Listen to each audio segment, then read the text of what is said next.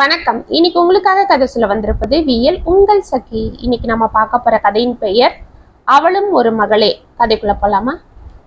துளசி மாடத்திடம் விளக்கை ஏற்றி வணங்கி கொண்டிருந்த சாரதா யாரோ கேட்டை திறக்கும் சத்தம் கேட்டு எட்டி பார்த்தாள். சாரதா, சாரதா என்று அழைத்து கொண்டு உள்ளே வந்தார் சவுந்தர். அவரது பரபரப்பை பார்த்துவிட்டு தோட்டத்திலிருந்து உள்ளே வந்தவள், என்னங்க ஏன் இப்படி பதறிட்டு ஓடி வரீங்க? வாக்கிங் தானே போனீங்க என்று கேட்டாள். ஆமா சாரதா, ஆனா நம்ம ராகவன் திடுதிடுப்புன்னு போனை போட்டு ஒரு விஷயத்த சொன்னான்.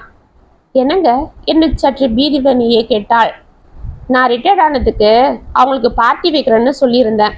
அது அப்படியே இந்த பேப்பர்ஸுக்காக அலைஞ்சிட்டு இருந்ததுல மறந்து போயிட்டேன். ஆனா அவங்க மறக்கல. இன்னைக்கு எல்லாரும் லீவ் போட்டுட்டு இதுக்காகவே கிளம்பி வீட்டுக்கு வரேன்னு சொல்லிட்டாங்க. அதுதான் அப்படியே மார்க்கெட்டுக்கு போய் இதோ பாரு, சிக்கன், மட்டன், ஃபிஷ்ஷு, முட்டை எல்லாம் வாங்கி வந்துட்டேன் என்று கையில் இருந்த பேக்கை அவளிடம் நீட்டினார். சாரதாவின் முகம் கலவரத்தை காட்டியது.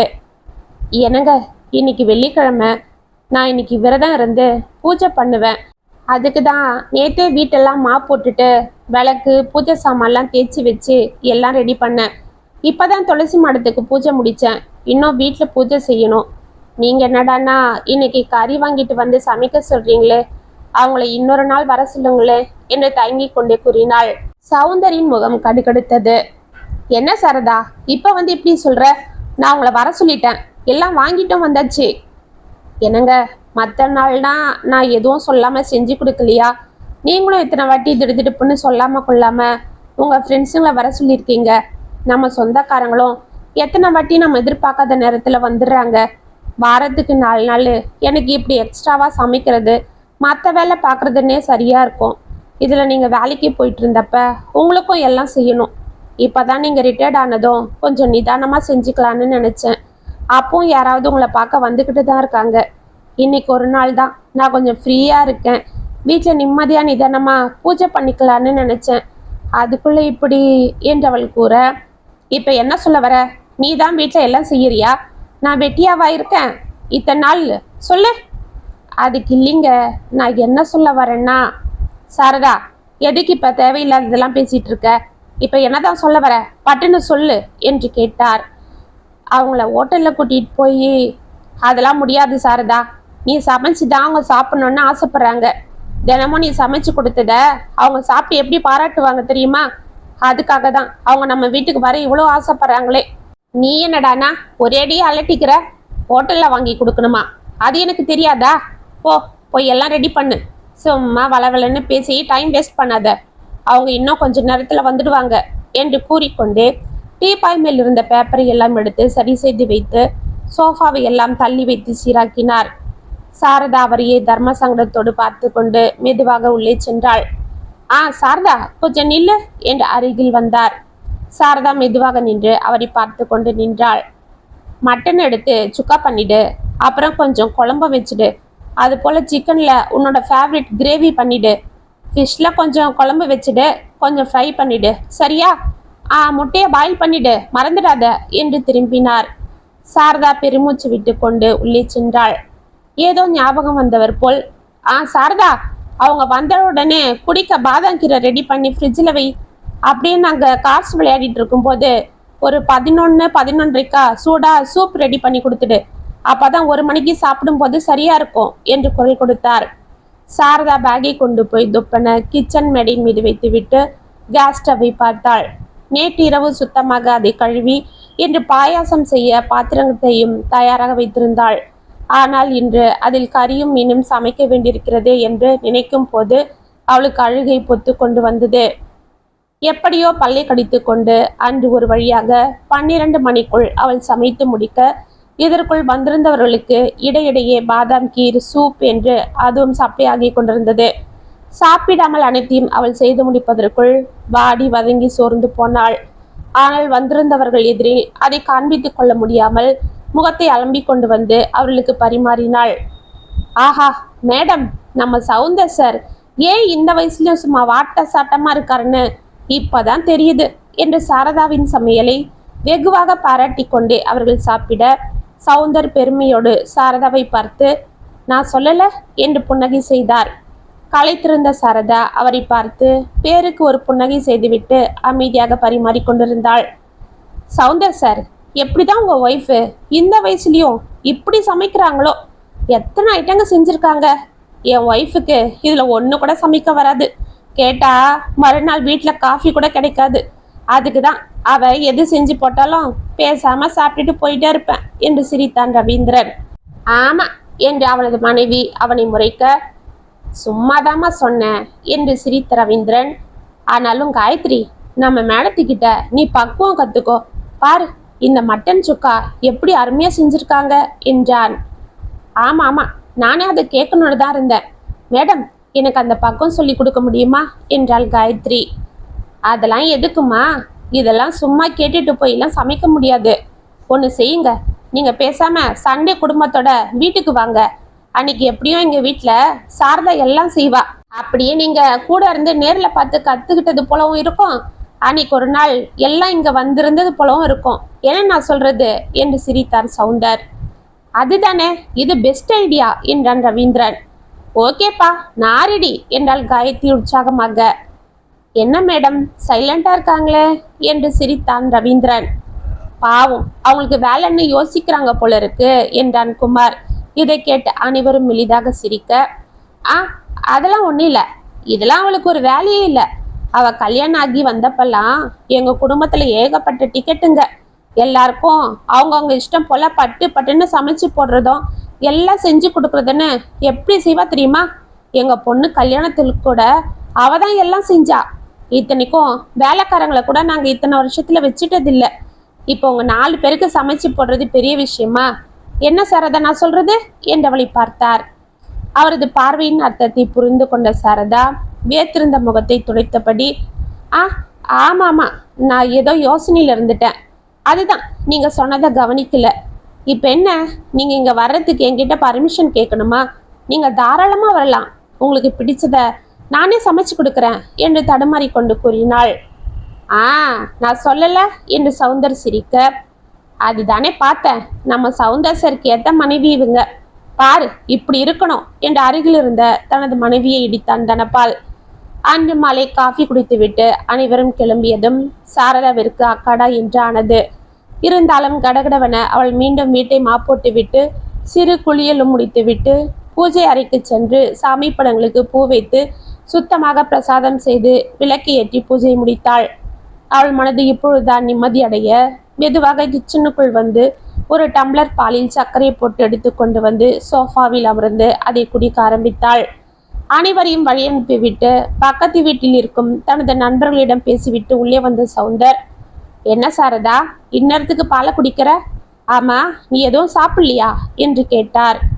இப்பொழுதுதான் தன்னை பற்றி ஞாபகம் வந்ததா என்பதை போல் அவரை பார்த்தாள் சாரதா. சரி, நீ எதுக்கு இப்படி பார்க்கறன்னு எனக்கு தெரியுது. ஆனாலும் நானா உன்னை இன்னைக்கு விரதம் இருக்க சொன்னேன்? நீயா இதெல்லாம் பண்ணா நான் என்ன செய்யறது?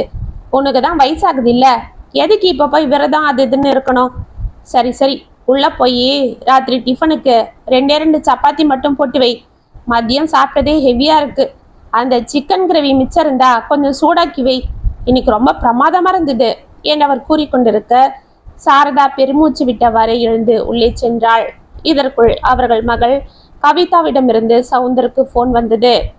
ஏய் கவிதா குட்டி, சொல்லுடா, எப்படி இருக்கிற என்று உற்சாகத்தோடு பேசி கொண்டிருந்தார்.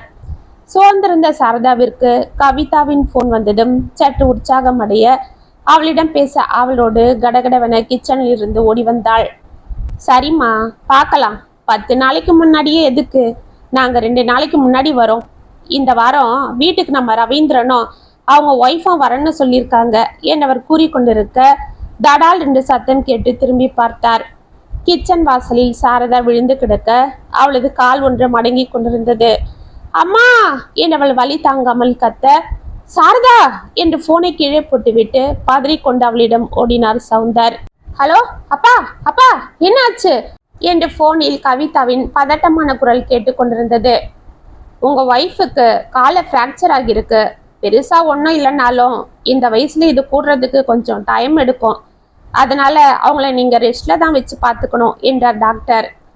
அப்படியா, இது சரியாக எத்தனை நாள் எடுக்கும் டாக்டர் என்று சோர்வாகவே கேட்டார் சௌந்தர்.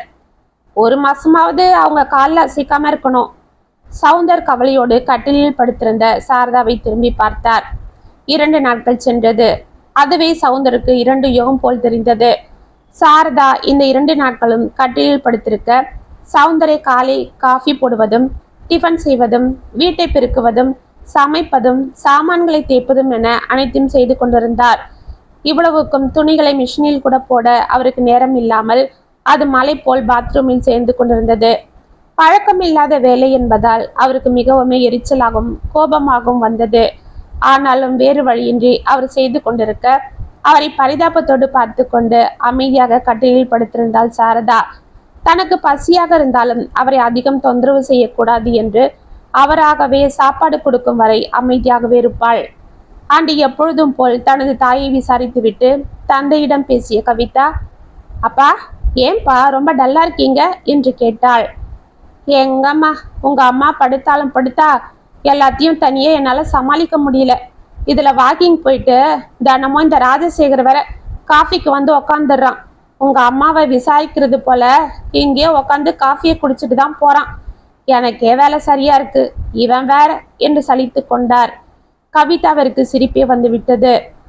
அதுக்கு தான்ப்பா நான் அப்பவே சொன்னேன், உங்க மாப்பிள்ளையும் சொன்னாரு, பேசாம இங்க வந்து ஒரு 10 நாள் ரெஸ்ட் எடுத்துட்டு போங்கன்னு.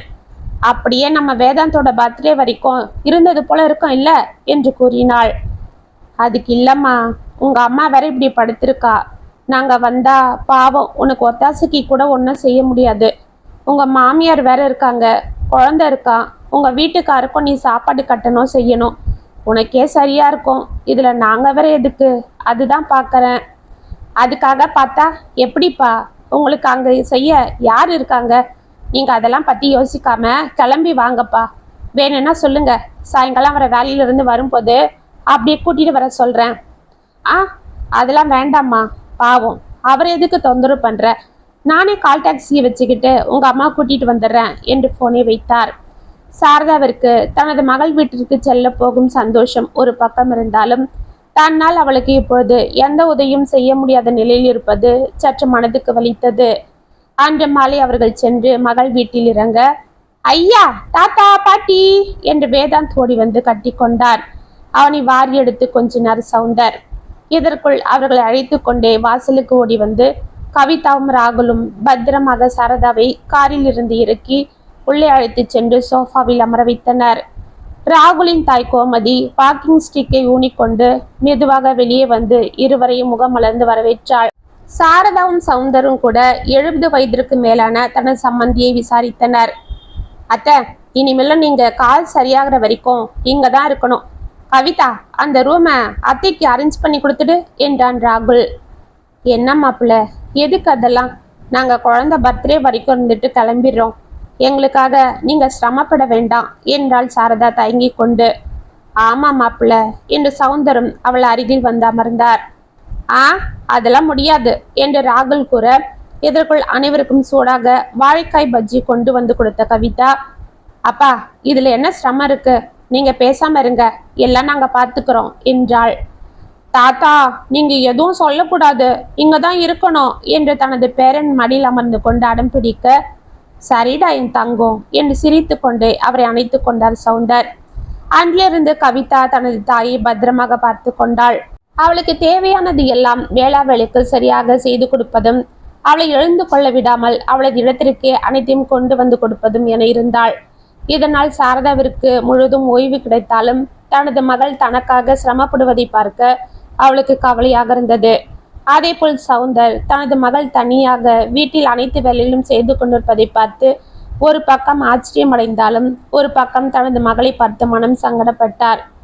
பாவம் குழந்தை, நம்ம வீட்டில் இருந்த வரைக்கும் ஒரு வேலையும் செய்ய மாட்டா.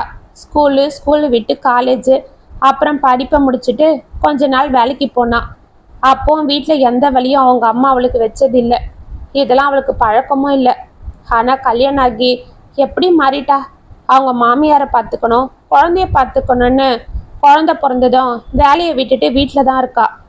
ஏதோ வீட்டில் வேலைக்காரங்க இருப்பாங்க, அவளுக்கு பெருசாக ஒன்றும் வேலை இருக்காதுன்னு பார்த்தா இங்கே வேலைக்காரங்களும் யாரும் இல்லை. இருந்த ஒரு வேலைக்காரியவும் நிறுத்திட்டாங்க போல இருக்கு. நாம் குழந்தைய தான் எல்லாம் செய்யறா. மாப்பிள்ளையும் ஒரு வேலையும் அவளுக்கு ஒத்தாசை பண்றதில்ல. நல்லா அன்பா பாசமா பாத்துக்கிறாரு. வீட்டுக்கு தேவையானதெல்லாம் வாங்கி போடுறாரு. ஆனா பாவம், குழந்தைக்கு ஒரு சின்ன உதவி கூட செய்ய மாட்டேன்றாரு. இதுல சம்மந்தி அம்மா வேற நிமிஷத்துக்கு 10 வாட்டி அவளை கூப்பிட்டு அதெல்லாம் சொல்லிக்கிட்டே இருக்காங்க. இதுக்கு நடக்கவே அவளுக்கு போதும் போதும்னு ஆகினும் போல இருக்கு. இந்த அழகுல நாங்க வேற வந்து உக்காந்துருக்கோம். அவங்க அம்மாக்காரி எப்ப வந்தாலும் இங்க எல்லாம் செய்வா. ஆனா இந்த வாட்டி அவளும் படுத்துக்கிட்டு பாவம் என் குழந்தைக்கு சிரமத்தை அதிகமாயிட்டு இருக்கா என்று தனது மகளை நினைத்து வருந்தி கொண்டிருந்தார். அன்று மாலை அனைவருக்கும் காலிஃப்ளவர் பொகடாவும் காபியும் போட்டு கொடுத்துவிட்டு சற்று நேரம் தனது தாயிடம் அமர்ந்து பேசிக் கொண்டிருந்தாள் கவிதா. குழந்தை வேதாந்தோடு சோஃபாவில் அமர்ந்து விளையாடி கொண்டிருந்தாள் சவுந்தர். வாங்க வாங்க என்ற குரலை கேட்டு அவர் திரும்பி பார்க்க ராகுலுடன் 4 இளைஞர்கள் உள்ளே வந்து கொண்டிருந்தனர். அவர்களை ஒன்றும் புரியாமல் பார்த்து கொண்டிருந்தார் சவுந்தர். வாங்க வாங்க, இவர் தான் எங்க மாமனார். ஆர்டிஓ ஆபீஸ்ல வேலை பார்த்துட்டு இருந்தாரு. இப்பதான் ரிட்டையர்ட் ஆகி 3 மாசம் ஆகுது என்று தனது நண்பர்களுக்கு அறிமுகம் செய்தான். சவுந்தருக்கு அவர்கள் வணக்கம் கூற சவுந்தரம் சிரித்து கொண்டே ராகுலை பார்த்தார். மாமா, இவங்கெல்லாம் என்னோட வேலை பார்க்குறவங்க. இன்னைக்கு நாங்களாம் ஒரு சைட்டுக்காக காஞ்சிபுரம் வரைக்கும் போயிருந்தோம். வேலை முடிய இவ்வளோ நேரம் ஆயிடுச்சு. இதுக்கு மேலே அவங்க திரும்பவும் இவ்வளோ தூரம் போக லேட் ஆகிடும். அதுக்கு தான் நம்ம வீட்லயே சாப்பிட்டுட்டு போயிடலாம் வாங்கன்னு இப்படியே கூட்டிட்டு வந்துட்டேன் என்று கூறிக்கொண்டே கவிதா கவிதா என்று உள்ளே எட்டி பார்த்து குரல் கொடுத்தான். அவள் வெளியே வர தனது நண்பர்களை அறிமுகம் செய்துவிட்டு அனைத்தையும் கூறி அவர்களுக்கு டிஃபன் செய்யும்படி கூறினான். சரிங்க என்று கவிதாவும் கிச்சனுக்குள் செல்ல, கவிதா, முதல்ல எல்லாருக்கும் சூடா ஒரு கப் காஃபி போடு என்று உள்ளே எட்டி பார்த்து குரல் கொடுத்தான். சரிங்க என்னவள் அங்கிருந்து குரல் கொடுக்க, சரி வாங்க நாம் அதுக்குள்ள கேரம் ஒரு ஆட்டம் போடலாம் என்று அவர்களை அழைத்து கொண்டு உள்ளே சென்றான் ராகுல். அவனுடன் வந்தவர்கள் அனைவரும் ஓகே ஓகே என்று சிரித்து கொண்டே அவனுடன் சென்றனர். ஆமா, அவளுக்கே பொழுதனைக்கும் வேலை சரியா இருக்கு. இதுல மாப்பிள்ளை வேற 4 தடியங்களை கூட்டிட்டு வந்துட்டாரு. பாவம் குழந்தை எப்படி சமாளிப்பா? சரி, நாமளாவது அவளுக்கு ஹெல்ப் செய்வோம் என்று மெதுவாக கிச்சனுக்குள் சென்றார். காஃபிக்கு தயார் செய்து கொண்டிருந்த கவிதா அவரை பார்த்துவிட்டு, என்னப்பா, உங்களுக்கும் காஃபி போடவா என்று கேட்டாள். வேண்டாமா, நான் கொஞ்ச நேரத்துக்கு முன்னாடி தானே குடித்தேன். ஆமா, என்னம்மா இது, உனக்கே இங்கே வேலை சரியா இருக்கு, இதுல மாப்பிள்ளை வேற திடுதிடுப்புன்னு அவங்க ஃப்ரெண்ட்ஸை கூட்டிட்டு வந்துட்டாரு என்று சலிப்போடு கேட்டார். அதுவாப்பா, அதெல்லாம் அப்படிதான். இது என்ன, ஒவ்வொரு நாள் சாப்பிட்டுட்டே இருப்போம். அப்போ சொல்லாம கொள்ளாம ஃபேமிலியோட வந்துடுவாங்க. அவருக்கு ஃப்ரெண்ட்ஸுங்க நிறைய, அதுதான் யாராவது வந்துட்டே இருப்பாங்க. கிச்சன்ல சமைச்சதாவே இருப்பேன். இதனால தான் பாத்திரம் அதிகமாக அழுதுன்னு வேலைக்காரியும் நின்றுட்டா என்று சிரித்தாள். அப்ப மாப்பிள்ளையும் உனக்கு எந்த உதவியும் செய்ய மாட்டாராமா என்று அதிர்ந்து கேட்டார். அவர் எங்கப்பா செய்யறது, காலையில எழுந்து வேலைக்கு போயிட்டு புது சைட்டுக்கு போறது வர்றதுன்னு அவருக்கும் சரியா இருக்கு என்று கூறிக்கொண்டே காஃபி ட்ரேவை எடுத்துக்கொண்டு அவள் வெளியே செல்ல, அம்மாடி கவிதா, அந்த தைலத்தை கொஞ்சம் எடுத்துட்டு வாமா என்று உள்ளிருந்து குரல் கொடுத்தாள் கோமதி. வரேன் அத்தை என்று அவள் கூறிக்கொண்டே செல்ல, ஆமா, இதுல இந்த கிழவி வேற என்று சலித்து கொண்டார் சவுந்தர். இப்படியே ஒரு வாரம் செல்ல ராகுல் தினம் தினம் தன்னுடன் வேலை செய்யும் யாரையாவது அழைத்து வந்து சாப்பாடு வை, டிஃபன் வை என்று கவிதாவிடம் கூறுவதும், கோமதியை பார்க்க அந்த தெருவில் யாராவது வருவதும் அவர்களுக்கு காஃபி ஸ்நாக்ஸ் என்று கவிதா சப்ளை செய்து கொண்டிருப்பதும் பார்க்க பார்க்க சவுந்தருக்கு தனது மாப்பிள்ளையின் மீதும் அவனது தாயார் மீதும் கோபமாக வந்தது. தனது மகள் தினம் தினம் அவதிப்படுவதை பார்த்து அவருக்கு இரத்த கண்ணீரே வந்துவிடுது போலானது. தனது மகள் தனியாக கஷ்டப்படுவதை பார்க்க முடியாமல் தானும் அவளுக்கு சிறு சிறு உதவிகள் செய்ய போனால் கவிதா எதுவும் அவரை செய்ய விடாமல் வெளியே அனுப்பி விடுவாள். இப்படியே 10 நாட்கள் சென்று விட அன்று வேதாந்திற்கு பிறந்த நாளும் வந்தது. சவுந்தர் கடைக்கு சென்று தனது பேரனுக்கு ஒரு மோதிரமும் நல்ல விலை உயர்ந்த ட்ரெஸ்ஸும் வாங்கி கொண்டு வந்து கொடுக்க வேதாந்த் மிகவும் மகிழ்ந்து தனது தாத்தாவை கட்டி அணைத்து கொண்டான். அன்று வீட்டில் சிக்கன், மட்டன், ஃபிஷ் என்று கவிதாவை அனைத்தும் செய்ய விருந்து தடபுடலாக இருந்தது. மாலை ராகுல் தனது மகனுக்கு பெரிய கேக் வாங்கி கொண்டு அப்படியே அந்த அபார்ட்மெண்ட்டில் இருக்கும் அனைவரையும் அழைத்து விட்டு வந்தான். சாப்பிட்டு முடித்து அனைத்தையும் ஏற கட்டி விட்டு வந்த கவிதா மீண்டும் மாலை வந்திருந்த அனைவருக்கும் டிஃபன், காஃபி என்று தயார் செய்யும் பணியில் இறங்க சவுந்தருக்கு அவளை பார்க்கவே வேதனையாக இருந்தது. ஒரு வழியாக ஃபங்க்ஷன் முடிந்து அனைவரும் சென்றுவிட வீடு ஒரே கலபரமாகிருந்தது. தனது மகள் சீர் செய்வதற்குள் சவுந்தரை அனைத்தையும் ஓரளவு செய்து முடித்து விட்டார். அனைவரையும் வழி அனுப்பி விட்டு உள்ளே வந்த ராகுல், என்ன மாமா, ஏன் இதெல்லாம் நீங்க செஞ்சிட்டு இருக்கீங்க? கவிதா எல்லாம் பார்த்துப்பா, நீங்க உட்காருங்க என்றான். பரவாயில்ல மாப்பிள்ள என்றவனை பார்க்காமலேயே கூறிவிட்டு குப்பைகளை எல்லாம் எடுத்துக்கொண்டு உள்ளே சென்றார் சவுந்தர். சரி கவிதா, சீக்கிரம் இங்க ஓடி வா என்று குரல் கொடுத்தான் ராகுல். பாத்திரங்களை தேய்த்து விட்டு கைகளை துடைத்தபடி வெளியே வந்தாள் கவிதா.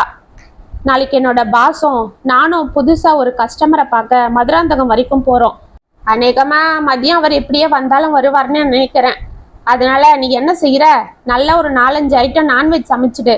அப்படியே கூட என்றவன் முடிப்பதற்குள், மாப்பிள்ள என்ன இது, அவளை என்ன மனுஷன்னு நினைச்சீங்களா இல்ல மிஷின்னு நினைச்சீங்களா?